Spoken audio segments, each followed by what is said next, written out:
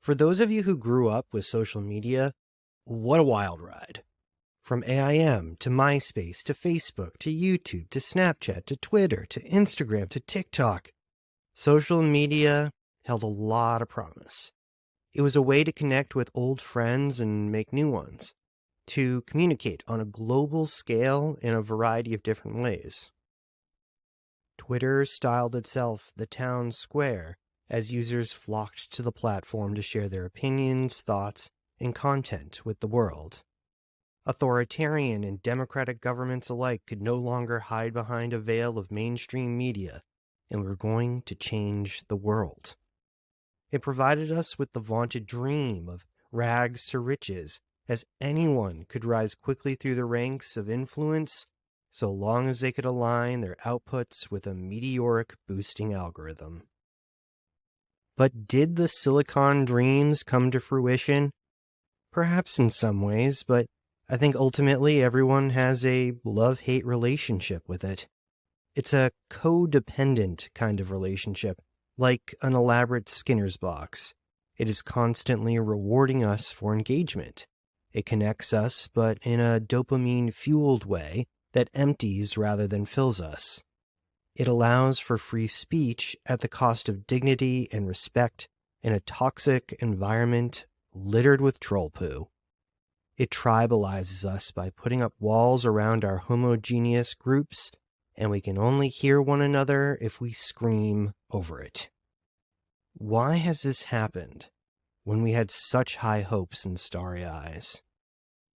You might think I'll say capitalism, but that's only a piece of the complex puzzle.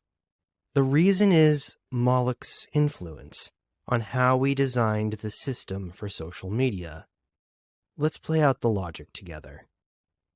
Humanity seeks to connect on a global level through the use of the internet and social media.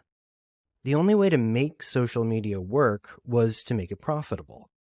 But we were no strangers to this. Ads have been around forever. Ads help us enjoy many things in life at little or no cost.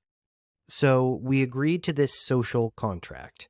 In exchange for connecting the world to one another, we agreed to give our data in order to feed algorithms that learn how to effectively connect people, not just to other people, but to products. And we think, that's great. Now I don't have to do the hard work of finding the products I truly want. And Moloch nods along. So the attention economy is born not by some grand design, but by a short-sighted one. We set these algorithms to a simple mission: maximize engagement. More engagement means more data, and more data means more profits. And so we unwittingly built an abstraction of a Skinner's box around ourselves, existing entirely in a digital world. The more you engage, the more accurate the algorithm becomes. Not only that, but the more you post and find your audience, the more you are engaged by them. Each time we press the button or see the button pressed by another, we get that shot of dopamine. It feels great in the moment, for a moment, and then you feel a little emptier.